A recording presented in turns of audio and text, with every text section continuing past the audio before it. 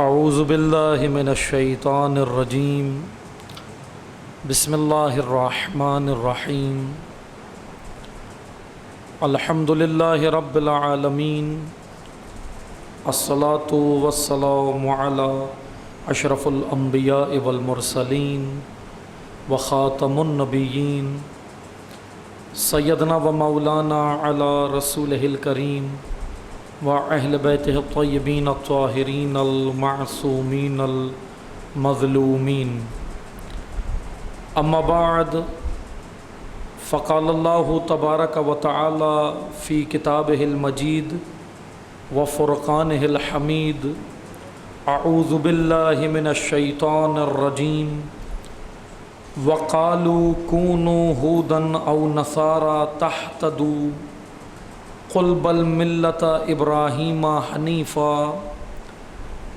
وما كان من المشرکین قولوا آمنا باللہ وما انزل الینا وما انزل الی ابراہیم واسماعیل واسحاق ویعقوب والاسباط وما اوتی موسیٰ وعیسیٰ وما اوتی النبیون من ربہم لا نفرق بین احد منہم ونحن لہ مسلمون صدق اللہ العلی العظیم۔ درود پڑھیے محمد و آل محمد۔ اللہم صلی اللہ علیہ وسلم۔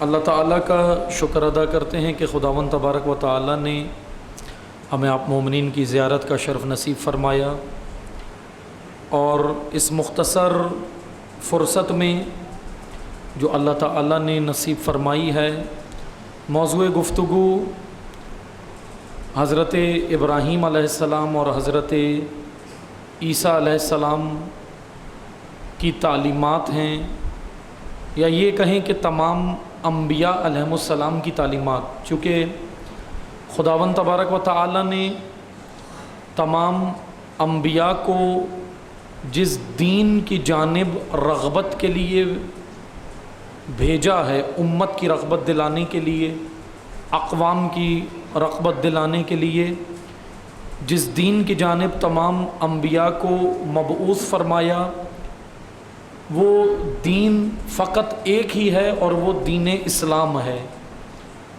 ایسا نہیں ہے کہ مختلف ادیان کی جانب اللہ نے انبیاء مبعوث فرمائے، ایسا نہیں ہے بعض کے ذہن میں یا بعض آراء و افکار یا تفاسیر اس بارے میں ہوئی ہیں کہ شاید ہمارے بھی ذہن میں اکثر کہ یہی ہوگا کہ انبیاء حضرت آدم سے لے کے حضرت خاتم صلی اللہ علیہ وآلہ وسلم تک جتنے انبیاء آئے ہیں، ہم یہ سمجھتے ہیں شاید ان کی تعلیمات یا ان کے مختلف ادیان ہیں۔ ادیان نہیں ہیں مختلف، ہر نبی ایک ہی دین کی جانب رغبت دلانے کے لیے آیا، اور وہ ہے ان الدین عند اللہ الاسلام، فقط اسلام۔ یہ میں بات اس لیے کر رہا ہوں چونکہ قرآن کریم نے اس بات کی گواہی دی ہے، اور میں آپ کو ایک مثال کے ذریعے سمجھاتا ہوں، چونکہ یہ بچے بھی ہیں، جوانان بھی ہیں، ان کے لیے مثال عرض کروں۔ حضرت آدم علیہ السلام سے لے کر رسول اعظم تک جتنے انبیاء آئے ہیں، یہ تمام انبیاء الگ الگ ادیان نہیں لائے، دین ایک ہی ہے، اسلام۔ نصاب مختلف ہے، نصاب میں تبدیلی ہے۔ جیسے آپ اسکول میں جاتے ہیں، مونٹیسری میں بچے کا ایڈمیشن ہوتا ہے، پلے گروپ میں ایڈمیشن ہوتا ہے، پھر وہ اس کے بعد کے جی میں آتا ہے، پھر اس کے بعد 1 لیول پر آتا ہے، پھر پرائمری سیکشن میں آتا ہے، سیکنڈری میں جاتا ہے، پھر اسی طرح وہ انٹرمیڈیٹ، گریجویشن، اور تدریجاً ترقی کرتا ہے۔ اب آپ اگر دیکھیں تو تعلیمی سسٹم و تعلیمی نظام ایک ہی ہے، مونٹیسری سے لے کر گریجویشن اور ایم اے تک تعلیمی نظام ایک ہی ہے، تعلیمی نظام مختلف نہیں ہے، لیکن نصاب مختلف ہے۔ چونکہ مونٹیسری کے بچے کو جو نصاب دینا ہے وہ اس کے درجے کے حساب سے دینا ہے. پھر گریجویشن، پھر وہ پرائمری سیکشن میں آتا ہے تو اس کی فکری سطح بلند ہوتی ہے. پھر وہ سیکنڈری سیکشن میں آتا ہے، اس کی فکری سطح اور اپ گریڈ ہو جاتی ہے. اسی طرح وہ میٹرک تک آتا ہے، پھر انٹرمیڈیٹ اور گریجویشن اور ایم اے کر لیتا ہے. تدریجاً اس کی فکری سطح بلند ہو رہی ہے. اسی وجہ سے نصاب تبدیل ہو رہا ہے. چونکہ جو مونٹیسری کا تھا اب وہ تدریجاً آ گیا ہے پرائمری میں، پھر سیکنڈری میں، تو اب اس کا تعلیمی جو نصاب ہے وہ الگ الگ ہوتا جا رہا ہے، ترقی کر رہا ہے، لیکن تعلیمی سسٹم و نظام ایک ہی ہے. اب آئیں ہم، یہ مثال تھی، اب آئیں اصل ہدف کی طرف. قرآن کریم نے انبیاء کا تعارف اسی طرح کرایا ہے کہ تمام انبیاء، یہ جو آیا میں نے ابھی سرنامہ کلام قرار دی ہے، تلاوت فرمائی سورہ مبارکہ بقرہ کی آیت، 2 آیتیں ہیں، ایک آیا 135 ہے اور آیا 136، 135 اور 136 سورہ مبارکہ بقرہ. اس میں اللہ تعالیٰ نے یہ بیان کیا کہ جتنے بھی نبی آئے ہیں ان کا ہدف ملت ابراہیمی ہے، دین ابراہیمی. حضرت ابراہیم علیہ السلام جو شریعت لے کر آئے، جو دین لائے، سب نے انہی کی طرف، انہی کو فالو کیا، انہی کی تعلیمات کو بتایا. بالکل اسی طرح کہ جیسے حضرت آدم کی جو امت تھی، حضرت آدم کی جو قوم تھی، امت تھی، اس کو جو تعلیمی نصاب ملا، وہ مثال جیسے میں نے دی، وہ مونٹیسری لیول کی امت تھی، اس کے حساب سے اللہ تعالیٰ نے اس کو نصاب دیا. پھر اس کے بعد حضرت شیس ہیں، حضرت نوح ہیں، پھر اسی طرح تدریجاً حضرت ادریس ہیں، حضرت الیاس ہیں، مختلف انبیاء آتے رہے. حضرت ابراہیم تک سلسلہ آیا، حضرت موسیٰ و حضرت عیسیٰ علیہ السلام تک یہ سلسلہ آیا. اب امتیں جو اپ گریڈ ہو رہی ہیں، چونکہ ان کا لیول، ان کا تعلیمی لیول اپ گریڈ ہو رہا ہے. حضرت آدم والی امت مونٹیسری والی امت ہے، اس کے بعد پھر آگے اپ گریڈ ہوئی اور پھر وہ مثلاً پرائمری سیکشن میں آ گئے، پھر سیکنڈری سیکشن میں آ گئے. اور جب اب یہ آخری امت آئی ہے حضرت محمد مصطفیٰ صلی اللہ علیہ وآلہ وسلم، اللہم صلی علی محمد، اس کی تعلیم کے لیے اللہ تعالیٰ نے اس کو قرآن دیا ہے. چونکہ جتنی بھی کتابیں ہیں، ادیان، جتنی بھی کتابیں آئیں، 4 ہیں نا آسمانی کتابیں جو ہم پڑھتے ہیں، بچوں کو بھی یاد ہوں گی، 4 ہیں، توریت، زبور، انجیل اور قرآن مجید. اب قرآن مجید یہ جو معجزہ، جس کو معجزہ کہا ہے اللہ تعالیٰ نے، یہ معجزہ اصل میں ابھی وہ ہمارے ذہن پہ معجزے کی جگہ خرافات ڈلے ہوئے ہیں. معجزہ اور چیز ہوتی ہے، خرافات اور ہوتے ہیں. اب البتہ میرا یہ موضوع نہیں ہے، ورنہ یہ بھی ایک مکمل موضوع ہے کہ معجزہ ہوتا کیا ہے. چونکہ پاکستان میں ہر عجیب کام کو ہم معجزہ کہتے ہیں، جو بھی عجیب کام ہوتا ہے اس کو ہم کہتے ہیں، معجزے کا نام دے دیتے ہیں. حالانکہ وہ معجزہ نہیں ہے، خرافات ہوتی ہیں، ذہنی خرافات. معجزہ اور چیز ہے، جس کو قرآن نے جس سطح پر معجزہ کہا ہے، قرآن کو جو معجزہ کہا گیا ہے، اعجاز الہی سے تعبیر کیا گیا ہے، وہ اور چیز ہے، وہ یہ نہیں ہے جو ہمارے ذہنوں میں رائج ہے. البتہ توجہ کریں، رسول اللہ جب آئے تو اب امت، رسول اللہ کی امت یہ ہے گریجویشن کی امت. جیسے میں نے مثال دی، مونٹیسری سے شروع ہوئی، اب گریجویشن لیول تک آ گئے. اب اس امت کو جو نصاب ملا ہے وہ ہے قرآن کی صورت میں، چونکہ اب اس کا لیول اپ گریڈ ہو گیا ہے. اب یہ دیگر امتوں کی طرح پیچھے نہیں ہے. اب اس کو اللہ تعالیٰ نے وہ جو 3 کتابیں ہیں آسمانی، اب مختلف صفحائے الہی جو نازل ہوئے مختلف انبیاء پہ، وہ بھی ہیں. صحیفے جو نازل ہوئے، حضرت ابراہیم پر کئی صحیفے نازل ہوئے، دیگر انبیاء پر صحیفے نازل ہوئے. ان تمام تعلیمات اور توریت، زبور، انجیل، یہ کتب ہیں 3 آسمانی، اور ان کے علاوہ جتنے بھی صحیفے نازل ہوئے، ان تمام کے تمام کا نچوڑ اور خلاصہ اللہ تعالیٰ نے قرآن مجید کی صورت میں دیا، قرآن حکیم کی صورت میں دیا. اب یہ تعلیم جو قرآن دے رہا ہے وہ تمام انبیاء کی زحمتوں کا نچوڑ ہے، تمام انبیاء کی صعوبتوں کا، تمام انبیاء کی تعلیمات، حضرت آدم سے لے کے رسول اعظم تک. تمام انبیاء لگ بھگ 1,24,000 لگ بھگ تمام انبیاء کی تعلیمات کا نچوڑ قرآن کریم ہے۔ اب قرآن جو ہمیں راستہ بتائے گا، یقیناً وہ راستہ ہر نبی کا راستہ یہی ہے۔ حضرت ابراہیم ہوں، حضرت موسیٰ ہوں، حضرت عیسیٰ ہوں، حضرت یعقوب ہوں، رسول اللہ ہوں، ہر نبی کا راستہ قرآن نے واضح بتا دیا کہ یہ ہے راستہ، چونکہ قرآن تمام تعلیمات کا نچوڑ بن گیا ہے۔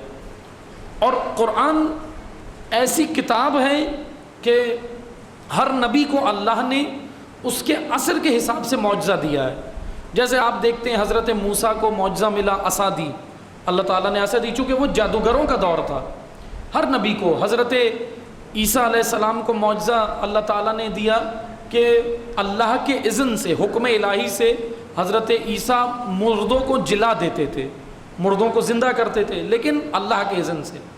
ذات حق فقط اللہ ہے، طاقت، تمام تر طاقت فقط اللہ کے پاس ہے، جو اس نے اپنے برگزیدہ بندوں کو کچھ اعجاز عطا کیے ہیں۔ کچھ اعجاز، یہ جو انبیاء معجزہ دکھاتے ہیں، یہ طاقت فقط اللہ کی ہے، لیکن اللہ نے یہ اعجاز اپنے نبیوں کو دیے ہیں تاکہ لوگوں کو یہ چیزیں بتا سکیں اور لوگ انبیاء کی تعلیمات کو سمجھ سکیں۔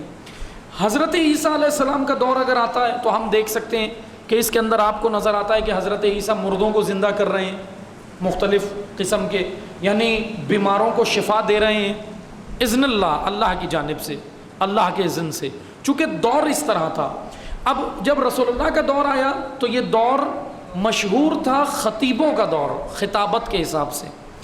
اب خطیب سے مراد وہ نہیں ہے جو ہمارے ذہنوں میں ہے۔ پاکستان میں خطابت کہتے ہیں چیخ کے پڑھنے کو، زور لگا کر، پھیپڑوں کا زور لگا کر اور چلا کر پڑھنے کو ہم کہتے ہیں خطابت۔ لیکن عربی زبان میں خطیب و خطابت اس کو نہیں کہتے کہ زور لگا کر پڑھنا، بلکہ عربی زبان میں خطابت کہتے ہیں کہ اپنے موقف اور اپنی بات کو واضح طریقے سے لوگوں کے اذہان تک منتقل کرنا، یہ کہلاتا ہے خطابت۔ اور عرب بہت ماہر تھے خطابت میں۔ رسول اللہ جس دور میں آئے عرب بہت ماہر تھے۔ ہوتا یہ تھا، ان میں کمپٹیشن ہوتا تھا، مقابلہ ہوتا تھا قبل از اسلام، اور اشعار کہتے تھے، شعر، عرب لوگ اشعار کہتے تھے۔ اب شعر بھی وہ اردو زبان سے ہٹ کر تھے۔ اردو میں جیسے ہم قافیہ ردیف ملاتے ہیں اور دیگر چیزیں ملاتے ہیں، عربی میں شعر اس طرح نہیں ہوتے تھے، عربی کے شعر اور ہوتے تھے۔ البتہ یہ لوگ اشعار کہتے تھے، اور جو مقابلہ جیتتا تھا اس کے اشعار کو 1 سال تک، ہر سال یہ مقابلہ ہوتا تھا کعبے کے اندر، قبل از رسول اللہ، دین اسلام یعنی رسول اللہ کے آنے سے پہلے، بعثت رسول اللہ سے پہلے ہوتا یہ تھا، ان کا مقابلہ ہوتا تھا۔ اور پھر یہ جو جیتتا تھا کمپٹیشن میں، جو شاعر، عرب خطیب جو جیتتا تھا، اس کے اشعار کو یہ کعبے کے در و دیوار پر لگاتے تھے، لکھ کر لگاتے تھے، اور وہ چلتا تھا، پورے سال تک لگا رہتا تھا، چونکہ وہ جیتتا تھا مقابلہ۔ لیکن جب قرآن کریم نازل ہوا اور رسول اعظم نے جب قرآن کی آیات پڑھی، چونکہ خطابت میں مشہور تھا مغیرہ، بہت مشہور تھا یہ مغیرہ نامی شخص، چونکہ یہ سب سے ماہر تھا عربوں کے اندر، اس کو یہ لوگ لائے بھی تھے رسول اللہ کے مقابل۔ لیکن جب قرآن کریم نازل ہوا اور رسول اللہ نے قرآن کی آیات پڑھی، یہ جتنے بھی ماہر تھے خطابت کے، یہ سرنڈر ہو گئے اور کہنے لگے واقعاً ایسی خطابت ہم نے کبھی نہ سنی ہے، نہ کبھی ایسا خطیب ہم نے دیکھا ہے، ایسی فصاحت، ایسی بلاغت، ایسا بیان۔ اسی لیے قرآن کریم نے کہا نا کہ یہ کتاب بین ہے، بیان عربی زبان میں کہتے ہیں اپنی بات کو واضح پہنچانا، واضح، جس کے اندر ٹیڑھاپن نہ ہو، جس کے اندر ابہام نہ ہو، جس کے اندر گول مول باتیں نہ ہو، بلکہ واضح پہنچانا، اس کو کہتے ہیں بیان۔ اور قرآن کریم کے بارے میں اللہ تعالیٰ نے کہا یہ کتاب بین و بینات ہے، بین ہے، واضح ہے بالکل، اس کے اندر پیغام اللہ کا واضح ہے۔ البتہ مختصر یہ کہ موضوع بہت طویل ہے یہ، لیکن میں مختصر کر رہا ہوں یہ ساری باتیں۔ قرآن کریم نے تمام انبیاء کی تعلیمات کا نچوڑ قرآن کریم ہے۔ میں یہ آیات پڑھتا ہوں، پھر انشاءاللہ اس کی وضاحت کرتے ہیں۔ سورہ مبارکہ بقرہ آیا 135 اور 136 اللہ تعالیٰ کا فرمان ہے وَقَالُوا كُونُوا هُودًا أَوْ نَصَارَىٰ تَهْتَدُوا۔ رسول اللہ سے یہ لوگ کہتے تھے، عرب لوگ کہتے تھے جب رسول اللہ آئے تو یہ لوگ کہنے لگے وَقَالُوا كُونُوا هُودًا أَوْ نَصَارَىٰ تَهْتَدُوا کہ یہود اور نصارہ، یہود اور عیسائی حق پر ہیں، ہدایت پر یہود و نصارہ ہیں۔ انہوں نے رسول اللہ کو دعویٰ کیا، چیلنج کیا رسول اللہ کے سامنے، یہودیوں نے اور نصرانیوں نے کہا کہ یہود اور نصارہ حق پر ہیں، ہدایت پر ہیں۔ اللہ تعالیٰ نے حضرت رسول اللہ کو فرمایا قل، اے حبیب آپ ان سے کہیے، کہیں ان سے قل بل ملت ابراہیم حنیفہ، اے رسول آپ ان کو واضح بتا دو کہ میں جس راستے پہ ہوں وہ ابراہیم حنیف کا راستہ ہے۔ میں ابراہیم علیہ السلام نے جو دین پہنچایا میں اسی دین کو کمال تک لے جانے آیا ہوں، جس کو لے کر ابراہیم علیہ السلام آئے میں اسی دین کو لے کر آیا ہوں، میں اسی کو آگے پہنچانے آیا ہوں۔ چونکہ یہود اور نصارہ دعویٰ یہ کرتے تھے، یہودی چونکہ حضرت یعقوب کا بیٹے ہیں یہودا، ان کی نسل سے یہودی چلے، اور نصارہ جو حضرت عیسیٰ علیہ السلام کے پیروکار تھے، لیکن دین میں حضرت عیسیٰ کی تعلیمات میں انہوں نے تحریفات کر دی تھی، بھلا دی تھی، انجیل بدل دی تھی، رد و بدل کر دی تھی۔ اب کی کس نے تھی یہ بھی ایک داستان ہے، یہ عوام نے نہیں کی تھی، جہلا نے نہیں کی تھی، بلکہ یہود اور نصرانیوں کے علماء نے کی تھی تحریفات۔ اب کس لیے کی تھی؟ معاوضوں کی خاطر۔ کس لیے کی تھی؟ حکومتوں میں گٹھ جوڑ کی خاطر، ظالم حکمرانوں کے ساتھ ان کی خوشنودی کی خاطر۔ انہوں نے کیا کیا تھا؟ حضرت عیسیٰ کی تعلیمات کو چھپا دیا۔ قرآن کریم نے بیان کیا ہے، علماء اسلام کو بھی تنبیہ کی ہے کہ اے علماء اسلام آپ ایسا، اس لیے یہ آیات ہیں کہ آپ ایسا نہ کرو، یعنی آپ یہود کے علماء کی طرح دین مت چھپاؤ۔ نصرانیوں کے رہبانیون، رہبانی، راہب کہا جاتا ہے ان کو، عیسائیوں کے جو پادری، عیسائیوں کے جو بزرگ و روحانی شخصیات تھیں ان کو قرآن نے راہب کہا ہے، رہبانیون۔ اللہ تعالیٰ کا فرمان ہے کہ اے علماء آپ کی ذمہ داری کیا ہے کہ آپ رہبانیون کی طرح، چونکہ کرتے یہ تھے عیسائیوں کے علماء، یہ مقدس ہستیاں کرتے یہ تھے کہ اپنی مقدسیت کا فائدہ اٹھاتے تھے، لوگوں کو مثلا دین کے نام پر حق چھپا کر اور باطل کو حق کا لبادہ پہنا کر حق بنا کر پیش کرتے تھے، اور یہ کام عوام نہیں کر سکتی۔ عوام میں اتنا شعور نہیں ہوتا، عوام میں اتنا علم نہیں ہوتا کہ وہ حق کو، کہ وہ باطل کو حق کا لباس اڑائیں۔ وہ یہ عام آدمی تو نہیں کر سکتا، یہ وہی کر سکتا ہے جو جانتا ہے کہ باطل کیا ہے اور حق کیا ہے۔ مفادات کی خاطر اللہ تعالیٰ نے تنبیہ کی، اللہ تعالیٰ نے متنبہ کیا علماء اسلام کو کہ آپ نے یہ کام نہیں کرنا ہے، اگر یہ کام کرو گے تو انجام وہی ہوگا جو یہود و نصارہ کے علماء کا ہوا، آپ کا بھی انجام یہی ہوگا اگر یہ کام کیا۔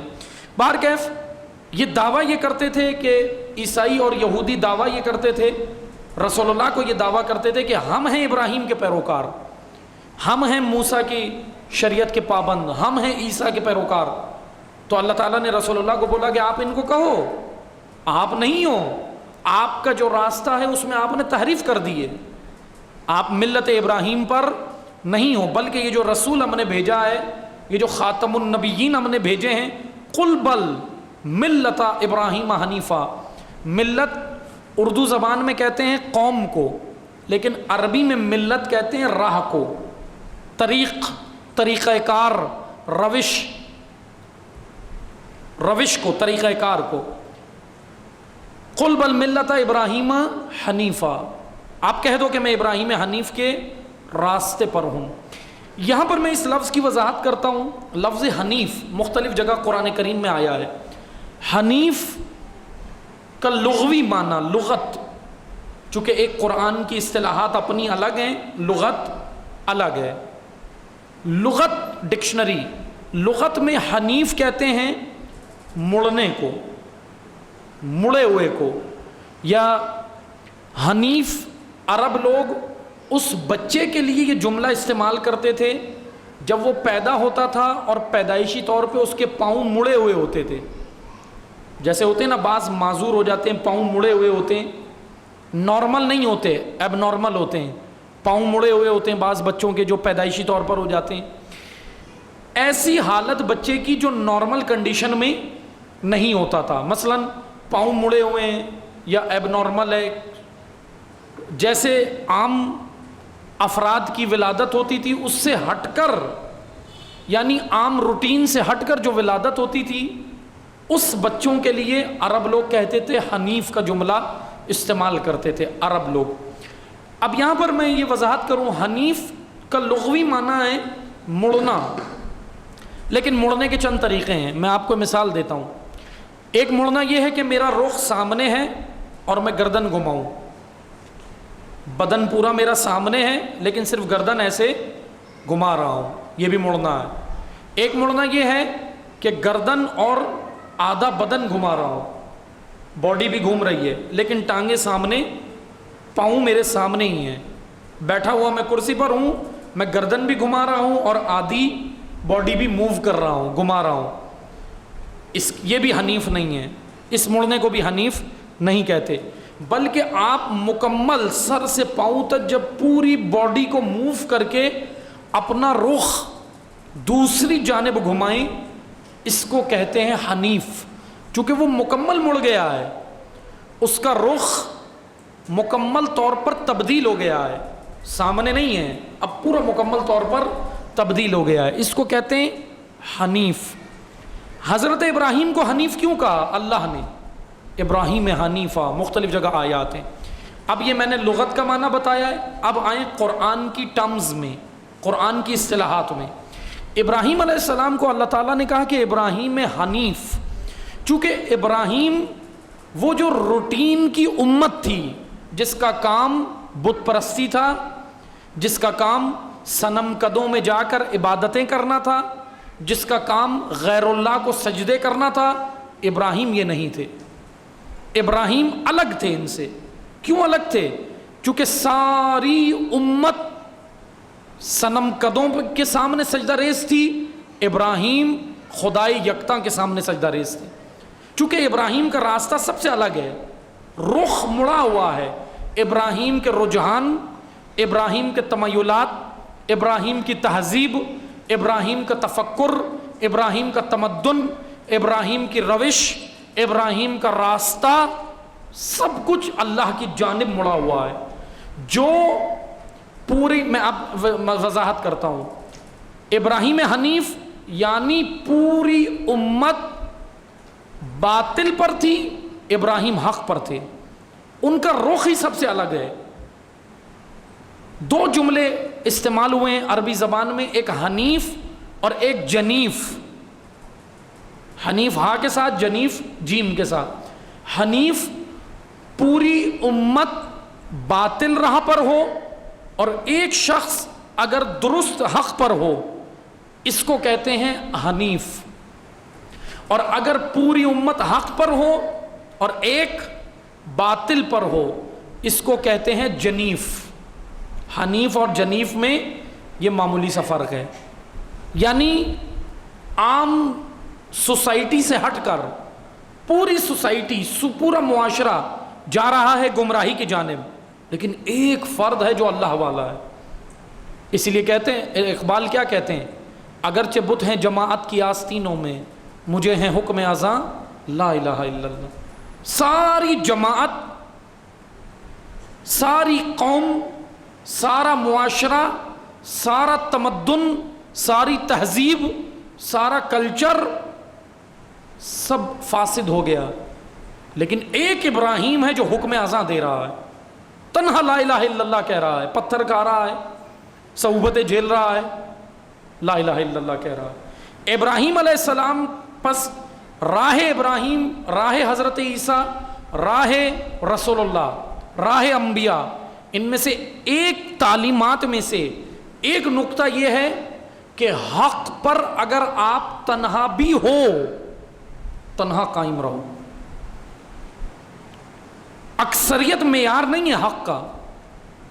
اکثرہم لا یعقلون، اکثرہم لا یتفکرون.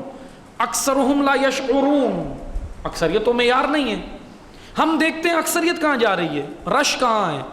جس مجلس میں رش ہے کہتے ہیں بہترین مجلس ہے، جس خطیب پر رش ہے کہتے ہیں بہترین عالم ہے، جس منڈی میں رش ہے کہتے ہیں مارکیٹ اچھی ہے، جس دکاندار کے پاس رش ہے کہتے ہیں بہترین مال دیتا ہے. عزیز من، ضروری نہیں ہے، ہوتا ہے بعض اوقات صحیح بھی ثابت ہو جاتا ہے، لیکن ضروری نہیں کہ اکثریت معیار حق نہیں ہے.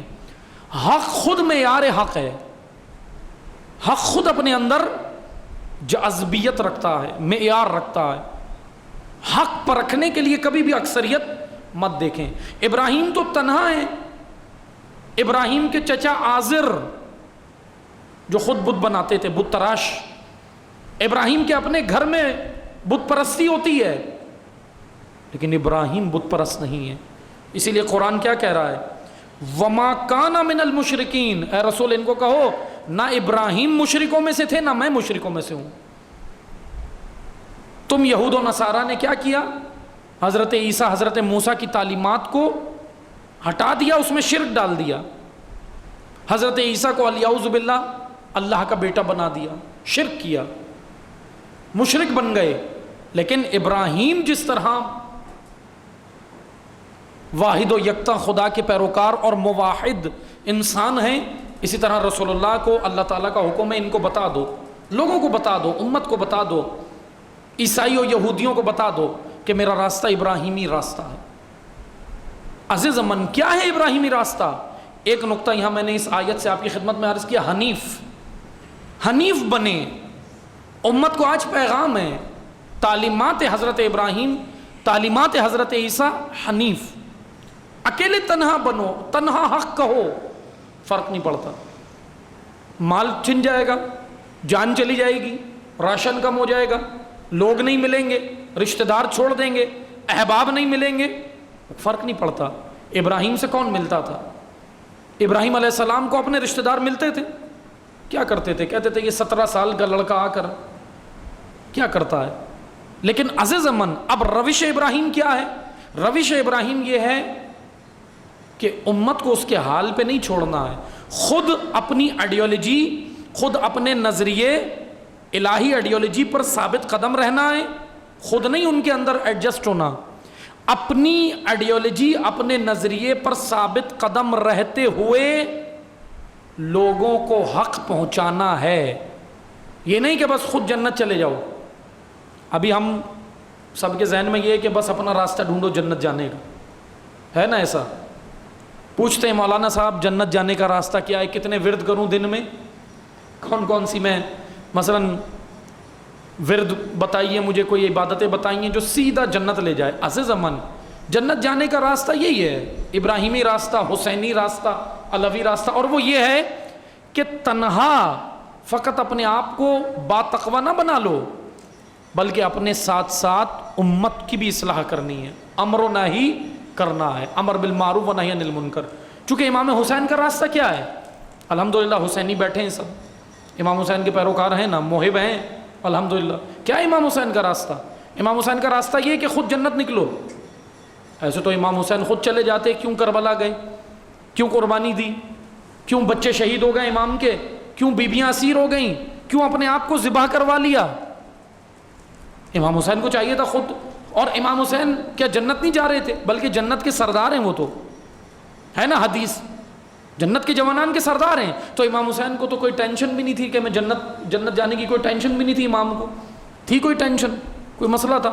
پھر کیوں کربلا بپا کر دی؟ اس لیے کہ حسین کیا جواب دیں گے ہمیں؟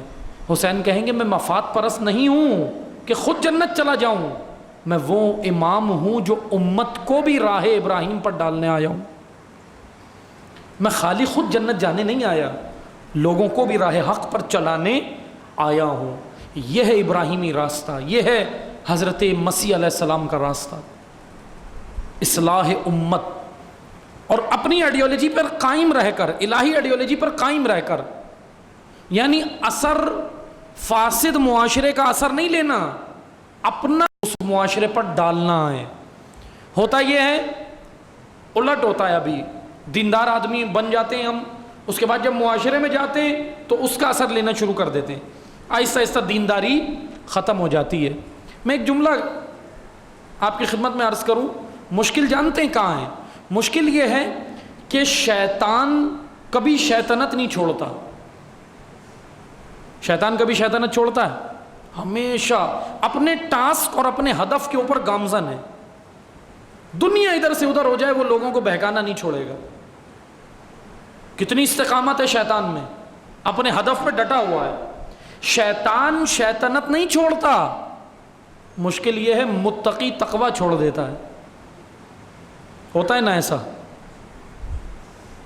متقی تقوی کیوں چھوڑتا ہے؟ جو استقامت متقی کے اندر ہونی چاہیے وہ ہمیں شیطانی کاموں میں نظر آتی ہے نا استقامت۔ مثلا شیطانی امور، فحش فلمیں، فحش ڈرامے، فحش چیزوں میں، فحش گفتگو، فحش امور، اس میں ہم کتنا بھاگ بھاگ کے رغبت رکھتے ہیں، کتنی استقامت نظر آتی ہے، بھاگ بھاگ کے جاتے ہیں اس کی طرف، لیکن استقامت کے ساتھ نماز فجر کے بھی پابند ابھی تک نہیں ہوئے۔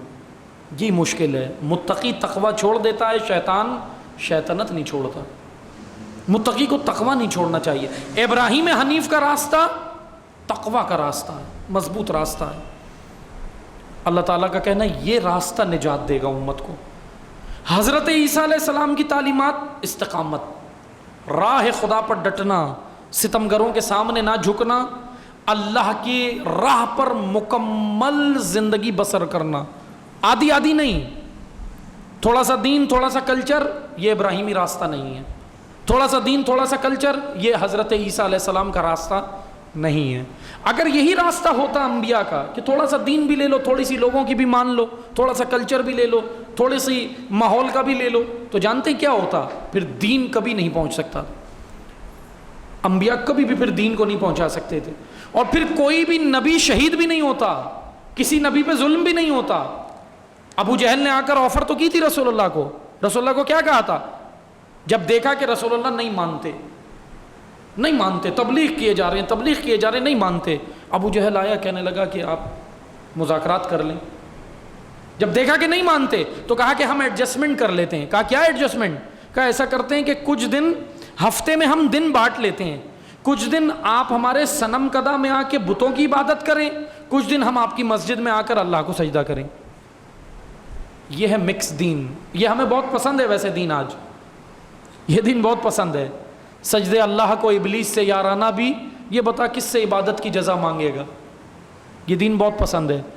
حسینی بھی ہیں اور یزید سے مراسم بھی، یہ دین بہت پسند ہے، لیکن یہ دین کالعدم ہے، یہ دین کالعدم ہے۔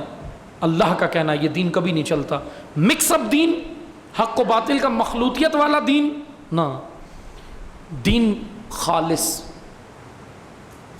دین، للہ الدین الخالص۔ اللہ تعالیٰ کا فرمان ہے دین میں نے خالص نازل کیا ہے۔ جب دین خالص ہے تو خالص چیزیں لو۔ ہمیں خالص چیزیں پسند نہیں ہیں، نہ ہم خالص گھی کھاتے ہیں، اول تو ملتا نہیں ہے، اور ابھی اس پاکستان میں تو اور نہیں ملے گا۔ نیا پاکستان جو بنا ہے ابھی اس میں مشکل ہے۔ بہرحال ہمیں ساری چیزیں ملاوٹ والی ہیں، ہے نا، ساری ملاوٹ والی، ہر چیز میں ملاوٹ ہے۔ کوئی بھی چیز ہم، حتیٰ کہ جو جمہوریت کے قائل ہیں، جمہوری پیروکار، جو جمہوری نظام کو مانتے ہیں، جمہوری نظام پر ایمان رکھتے ہیں، حتیٰ کہ جمہوری نظام میں چلنے والے بھی جمہوریت سے مخلص نہیں ہیں۔ آپ دیکھیں خالص ہیں نہ۔ یہ مشکل ہے ہمارے ہاں کہ ہم کسی بھی چیز سے خالص نہیں ہیں، نہ الہی راستے پر خالص ہوتے ہیں، نہ غیر الہی راستے پر چل کر خالص ہوتے ہیں۔ مثلا جو قوم پرست ہیں، قوم پرستی کی باتیں کرتے ہیں، قوم پرستی ایک بہت بڑا بت ہے جو دین سمجھنے میں رکاوٹ ہے۔ مثلا جو قوم پرست ہیں، آپ دیکھیں یہی قوم پرست جماعتیں، یہی قوم پرست افراد قوم پرستوں میں بھی اپنی قوم سے بھی مخلص نہیں ہیں، خالص کہیں بھی نہیں ہیں۔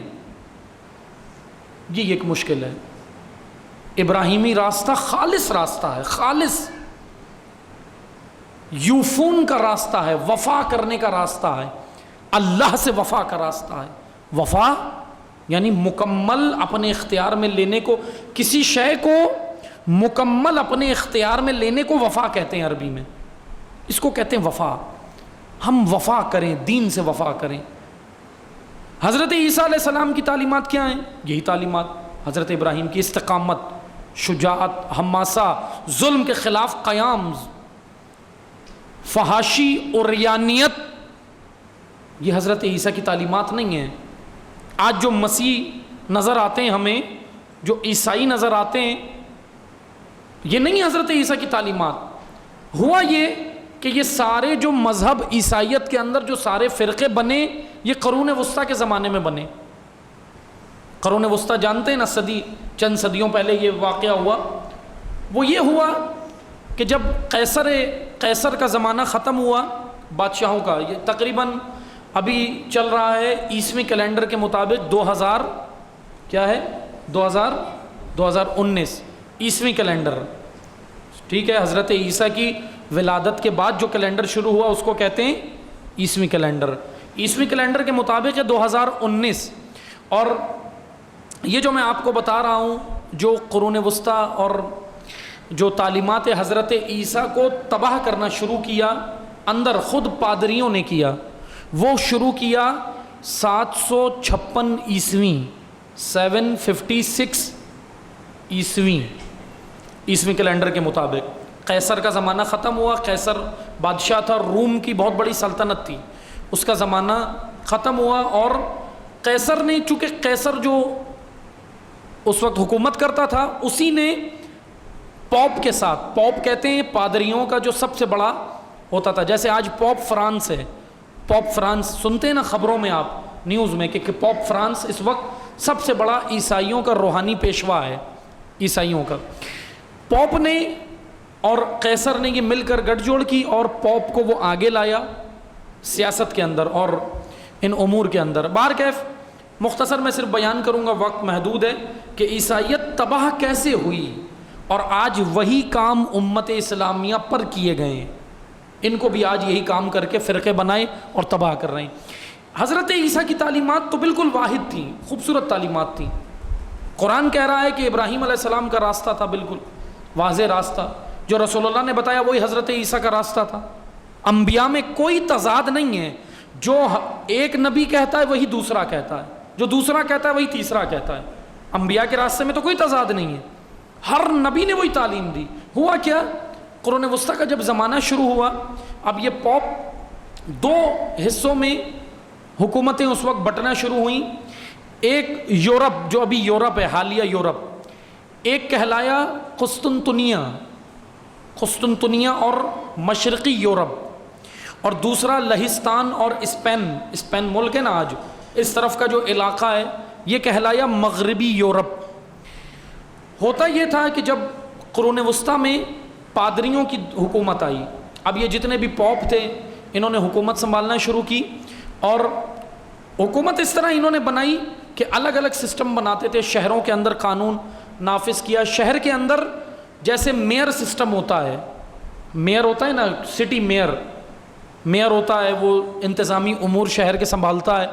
اس طرح شہروں کے اندر چھوٹے چھوٹے پادری ہوتے تھے جو حکومتوں کو سنبھالتے تھے، اور ان سب کے اوپر ایک بڑا پوپ ہوتا تھا جو مرکزی حکومت اس کے ہاتھ میں ہوتی تھی. یہ اس طرح چلاتے تھے. البتہ پوپ ان پادریوں کے درمیان میں ہوا تضاد، حکومت میں تضاد ہوا. قسطنطنیہ مشرقی یورپ اور اسپین اور لہستان مغربی یورپ، یہاں ان دونوں کے درمیان ہوا تضاد. اور جو مغربی یورپ والے تھے انہوں نے بولا ہم اس پوپ کے زیر سایہ اب نہیں رہیں گے، چونکہ مفادات کی خاطر، حکومتوں کی خاطر اور آسائشوں کی خاطر، بہرکیف اقتدار کی خاطر یہ کام شروع کیے. اور تحریک یہیں سے شروع ہوئی عیسائیت کے اندر. عیسائیت اس طرح تباہ ہوئی، اس طرح بٹنا شروع ہوئی. تعلیمات حضرت عیسیٰ بالکل محو کر دیں، انجیل ختم کر دی، تبدیلی کی، رد و بدل کی. آج جس صورت میں ہے بالکل تحریف شدہ، جس کے اندر بالکل بھی تعلیمات حضرت عیسیٰ کو نہیں رکھا گیا. ہوا یہ، اب انہوں نے مشرقی یورپ اور مغربی یورپ نے بٹ گئے آپس میں. اور مختصر یہ کہ ایک جو پوپ ادھر قسطنطنیہ والے تھے، مشرقی یورپ والے، ادھر فرقہ بنا آرتھوڈاکس فرقہ، عیسائیوں کے اندر آج بھی موجود ہے آرتھوڈاکس، اور یورپ کے اندر کافی تعداد میں ہیں آج بھی آرتھوڈاکس۔ دوسرا فرقہ اس طرف وجود میں آیا مغربی یورپ میں، اسپین کی جانب، اور یہ تھا کیتھولک عیسائی۔ اور اب ان کے درمیان میں جو جھگڑا ہوا، یعنی ایک شدت پسند، جیسے طالبان، داعش ایک شدت پسند گروہ اس امت اسلامیہ میں ڈالا نا، یا وہابیت، جیسے وہابیت ڈالی گئی، ایک شدت پسند گروہ، یعنی جس نے تلوار کے ذریعے اپنے نظریے کو مسلط کرنا ہے۔ یہ مسلمانوں میں ابھی ہوا ہے لیکن عیسائیوں میں پہلے ہی ہو گیا۔ اور بیچ میں ان دونوں کے درمیان ایک طرف آرتھوڈاکس ایک طرف کیتھولک، بیچ میں ایک اور فرقہ بنا جس کی تعداد ایک دم سے بڑھ گئی، اور وہ تھا پروٹیسٹنٹ فرقہ۔ ان کی تعلیمات یہ تھیں کہ ہم جو کہہ رہے ہیں وہ حق ہے، ہمارا راستہ جنت جاتا ہے، ہم جنتی ہیں، من مثلی، ہم جیسا کوئی نہیں ہے دنیا میں، اور ہم ہی عیسیٰ کے پیروکار ہیں، ہم ہی عیسیٰ کے وارث ہیں، ہم جیسا کوئی بھی نہیں ہے، ہم جو کہہ رہے ہیں اس کو قبول کرو، نہیں کرو گے گردن اڑا دو۔ یہ بھی اس پوپ نہیں بنایا، مثلا پادریوں نے ہی بنایا، تینوں طرف یہ گروہ بنے، اور شدت اتنی تھی کہ ظلم اتنا ہوا قرون وسطیٰ میں کہ تفکر، سوچ، دانشور اہل علم کو قتل کیا جاتا تھا۔ مثلا ول ڈورانٹ فیلسوف گزرا ہے مغرب کے اندر، ول ڈورانٹ، ان کی کتاب مغربی تمدن کے عنوان سے موجود ہے، کئی جلدیں ہیں اس کی۔ اپنی یہ 18ویں جلد کے اندر ول ڈورانٹ لکھتے ہیں کہ اس شدت کے ساتھ علم کے دشمن بن گئے سارے پادری کہ یہ کہتے تھے کہ ہم جو کہہ رہے ہیں وہ حق ہے، ان کے سامنے کوئی کیوں نہیں پوچھ سکتا تھا، کیوں نہیں کرنا ہے، کیوں کرتے تھے، قتل ہو جاتے تھے۔ ایک سائنسدان نے، ایک سائنٹسٹ نے، ایک دانشور نے صرف ایک نظریہ پیش کیا، اپنا علمی نظریہ، حق بنتا ہے، کوئی بھی اپنا علمی نظریہ پیش کر سکتا ہے، اور علمی نظریے کا جواب علم سے ہوتا ہے، جہالت سے جواب نہیں دیا جاتا، حق بنتا ہے۔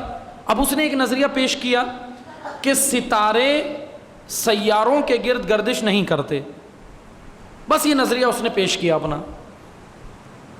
اس کو سزا یہ دی گئی کہ اس کو کہا گیا کہ 1 مہینے تک، اب یہ سزائیں سنیں جو انہوں نے قرون وسطیٰ میں دی، کہا 1 مہینے تک اس کو گرم پانی کے کھولتے ہوئے پانی میں، مارنا نہیں ہے، جھلسانا ہے، اس کے بدن کو جھلسانا ہے، 1 مہینے تک رکھتے رہے، سزا دیتے رہے، اور جس زبان سے اس نے اس نظریے کا اظہار کیا تھا اس کو گرم پانی کے گھوٹ پہ لاتے تھے۔ وہ کہتے تھے یہ سزا ہے اس کی۔ اس نے، یہ پادری کہتے تھے کہ اس نے حضرت عیسیٰ کی تعلیمات کے خلاف بولا ہے۔ اس نے کیا خلاف بولا ہے؟ اس نے اپنے علمی نظریے کا اظہار کیا ہے۔ اگر یہ تعلیمات حضرت عیسیٰ نہیں ہیں تو آپ علمی نظریے سے جواب دو، اس کا علم سے جواب دو۔ اس طریقے سے ول ڈورانٹ کہتا ہے کہ تقریباً قرون وسطیٰ کے زمانے میں تقریباً پادریوں کے دور حکومت میں تقریباً 3.5 لاکھ سائنٹسٹ قتل ہوئے ہیں، 3.5 لاکھ دانشور، اہل قلم، تفکر کرنے والے، فیلسوف قتل ہوئے۔ جرم کیا تھا؟ کیوں بولا؟ کیوں نہیں ہے؟ جو کہہ دیں وہ کرو بس۔ عزیز من، کیوں ہے دین میں؟ کیوں ہے نماز؟ یہ کیوں ہے؟ دین نے کہا ہے کیوں ہے، پوچھو علماء سے، پوچھو، سوال کرو۔ روزہ کیوں ہے؟ بس ہمیں یہ بتایا گیا جی بس آپ یہ کر لو، اتنی حوریں ملیں گی، جنت پہنچ جاؤ، یہ کرو۔ کیوں ہے؟ کیوں میں کر رہا ہوں؟ کیوں عزاداری کر رہا ہوں؟ کیوں یہ عمل کر رہا ہوں؟ رکوع کیوں ہے؟ 1 رکوع کیوں ہے؟ 2 سجدے کیوں ہیں؟ تشہد کیوں ہیں؟ ذکر کیوں ہیں؟ یہ سب ائمہ نے جواب دیے ہیں اس کیوں کے۔ یہ کیوں اٹھنا چاہیے عزیز من۔ اگر یہ کیوں اٹھتا تو آج ہماری قوم کی یہ حالت نہ ہوتی۔ کیوں اٹھنے نہیں دیا؟ جب کیوں جوانوں کے ذہن میں اٹھتا تھا تو تو کہہ دیتے تھے کہ خاموش ہو جاؤ، اللہ کی حکمت کے خلاف نہیں بولو۔ یہ عیسائیوں کو اس طرح تباہ کیا ہے۔ حضرت عیسیٰ کا خوبصورت دین، حضرت عیسیٰ کی خوبصورت تعلیمات یہاں سے 3 حصوں میں بٹیں، 3 فرقوں میں بٹیں، بڑے فرقوں میں، آرتھوڈاکس میں، کیتھولک میں، پروٹیسٹنٹ میں، اور تباہ کر دیا حضرت عیسیٰ کی تعلیمات کو۔ جانتے ہیں یہ کس نے کیا؟ اب جب پادریوں سے لوگ، دین سے لوگ اتنا قرون وسطیٰ میں عیسائی کہنے لگے اللہ کے واسطے دین سے جان چھڑاؤ ہماری، ہمیں دین نہیں چاہیے، یہ حالت کر دی تھی لوگوں کی، اتنا متنفر کیا دین سے۔ اور جب انہوں نے بولا ہمیں دین نہیں چاہیے، تو اب آئے بیچ میں سیکولر نظریے والے، انہوں نے بولا دین نہیں چاہیے، آ جاؤ ہمارے پاس۔ اب یہ مگرمچھ منہ کھول کے بیٹھے تھے، سیکولر نظریہ، سیکولر یعنی دین نہیں چاہیے، اب ٹھیک ہے ہم یہی چاہتے تھے، دین سے ہی تو متنفر کرنا تھا۔ پادریوں کو استعمال کیا گیا، ان کو لالچ دے کر استعمال کیا گیا، معاوضے دے کر استعمال کیا گیا، رہبانیون علماء عیسائیت کے علماء کو استعمال کر کے دین کا چہرہ ہی مسخ کر دیا، خراب کر دیا، لوگ دین سے دور ہو گئے۔ عزیز امن، یہی کام آج نہیں ہو رہا اسلام کے ساتھ؟ آج پوچھیں جوانوں سے، دین بھاگتے ہیں، کارل مارکس پڑھنے کے لیے تیار ہیں، تھیڈا اسکاچپل کی تھیوری پڑھنے کے لیے تیار ہیں، ماروین زونسٹ کے نظریات پڑھنے کے لیے جوان تیار ہیں، جان کریمر کی تھیوری پڑھنے کے لیے تیار ہیں۔ امام صادق کی تھیوری کیوں نہیں پڑھتے؟ کہتے ہیں امام صادق کی تھیوری پڑھیں گے ترقی نہیں کر سکتے۔ یہ ویلڈورانٹ، یہ جو جتنے فیلسوف گزرے ہیں، انہوں نے کس کی تھیوری پڑھی ہے؟ یہ بعض ان کے اندر ایسے فیلسوف گزرے ہیں جو اپنا استاد امام صادق کو مانتے ہیں۔ کیوں آج تشیع اتنا دور ہو گیا تعلیمات ائمہ سے؟ کیوں مسلمان اتنا دور ہو گیا تعلیمات رسول اللہ سے؟ کر دیا گیا اس کو، کہا کہ دین، اس کو کہا گیا دین، اس یہ پوچھتا تھا دین کیا ہے، اس کو گیا مسجد آؤ نماز پڑھو، امام بارگاہ جاؤ عزاداری کرو، 2-4 رسومات بجا لاؤ، ختم۔ اس کو آگے دین بتایا ہی نہیں گیا، اس کو بتایا ہی نہیں گیا بھائی دین آگے بھی ہے۔ امام حسین بہت کچھ کر رہے ہیں، ائمہ بہت کچھ کر رہے ہیں۔ اگر یہ 11 امام خالی صرف نمازیں پڑھ رہے ہوتے تو کیوں ان کو زہر دیا جاتا؟ آج آپ مسجد میں اپنی نمازیں پڑھتے رہو، آپ گھر میں جاؤ حجرے میں بیٹھ کر نمازیں پڑھتے رہو، کوئی ظالم ستمگر آ کے آپ کو قتل کرے گا؟ کوئی مارے گا آپ کو؟ کیوں مارے گا؟ پڑھتے رہو نمازیں، اس کو کیا مسئلہ ہے؟ لیکن نماز اٹھاتی ہے، نماز اٹھا کے کہتی ہے الصلاۃ تنہی عن الفحشاء والمنکر، یہ جو منکرات ہیں جا کے اے نمازی اس کے خلاف جہاد کر۔ جب تو اس کے خلاف جہاد کرے گا تو تلوار بھی تجھے لگے گی۔ یہ قصور ہے ائمہ کا، وہ دیکھ نہیں سکتے تھے، یہ امام دیکھ نہیں سکتے تھے، رسول اللہ دیکھ نہیں سکتے تھے، کسی نبی نے فحاشی پھیلتے ہوئے دیکھی نہیں، ہمیں دین بتایا ہی نہیں گیا، ہمیں کہا گیا بس یہ کرو، اپنے آپ کو جنت پہنچاؤ، کام ختم۔ امت تباہ ہوتی ہے، کہا مجھے کیا؟ ہم کہتے ہیں نا مجھے کیا، میں کیا کر سکتا ہوں؟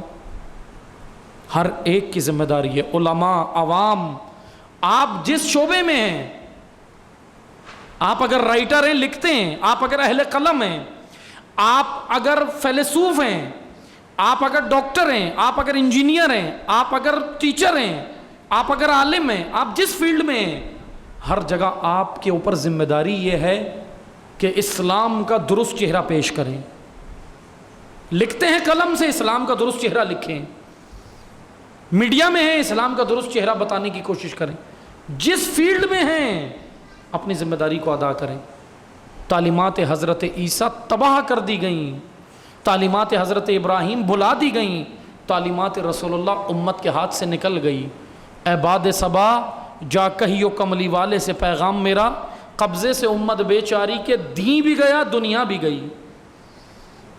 دین یہ کہہ کے چھڑوایا گیا دین پکڑو گے ترقی نہیں کر سکتے، تو یہ بتاؤ دین چھوڑ کے کتنی ترقی کی ہے؟ بتائیں مسلمان، دین چھوڑ کے کتنی ترقی کی ہے؟ دین چھوڑ کے چلو وہ تو دین چھوڑ کے چاند تک پہنچ گئے، آپ تو اپنے ایک شہر سے دوسرے شہر کا نظام بھی صحیح نہیں کر سکے۔ دین چھوڑ کے ترقی کر لی، جہاں سے دیے گئے، دین کو سہارا نہ لینا، دین پکڑو گے، کمیونسٹ نظریات نے کہا دین پکڑو گے ترقی نہیں کر سکتے۔ دین جامع ہے، دین مکمل ہے، دین کامل ہے، دین میں ہی ترقی ہے، ارتقاء ہے، تکامل ہے۔ پس از زمن میں آخر میں یہی عرض کروں تمام جوانان سے، تمام بزرگان سے، تمام مومنین و مسلمین سے کہ ان تعلیمات کو زندہ کریں، میری آپ کی ذمہ داری ہے۔ حضرت ابراہیم، حضرت عیسیٰ کی تعلیمات یعنی اسلام کا درست چہرہ، استقامت والا چہرہ لوگوں تک پہنچانا، درست چہرہ پڑھیں، سمجھیں۔ اب یہ ایک درس کے اندر تو ساری تعلیمات میں بیان نہیں کر سکتا کہ کیا تھیں، صرف میں نے ایک نقطہ بیان کیا ہے، اور وہ ہے ابراہیم و عیسیٰ علیہ السلام کی تعلیمات میں ایک نقطہ ہے حق گوئی۔ خلاصہ یہ ہے گفتگو کا، حق گوئی، حق کہو، مفادات ختم ہوتے ہیں قربان کر دو، اولاد جاتی ہے قربان کر دو، مال جاتا ہے، اولاد جاتی ہے، خود اپنی قربانی دینی پڑے قربان ہو جاؤ، حق کہو۔ یہ تعلیمات ہیں انبیاء کی۔ اسی حق کہنے کی وجہ سے بنی اسرائیل نے انبیاء کو درختوں میں ڈال کے چیر دیتے تھے، آرے سے کاٹ دیتے تھے، درختوں میں انبیاء کو ڈالا، آرے سے کاٹ دیا۔ نہر کا پانی روکا، نبی کو اصحاب رس کا واقعہ ہے، قرآن نے اصحاب رس ذکر کیا ہے نا، اصحاب رس، نہر کا پانی روکا، نبی کو گڑھا کر کے کھڑا کر دیا، گردن باہر رکھی، نہر کا پانی بہا دیا۔ تشدد کیا، اتنا تشدد کیا، کیا قصور تھا انبیاء کا؟ حق گوئی، ایک خدا کی جانب دعوت، توحید کا پرچم۔ تعلیمات حضرت عیسیٰ، تعلیمات حضرت ابراہیم، تعلیمات انبیاء، تمام انبیاء کی تعلیمات توحید ہے، توحید، موحد، موحد بننا اور موحد معاشرے کو بنانا ہے کہ انشاءاللہ اللہ تعالی ہم سب کو انبیاء ائمہ کی تعلیمات پر عمل کرنے کی انشاءاللہ توفیق عطا فرمائے۔ ایک بار محمدی صلوات پڑھیں۔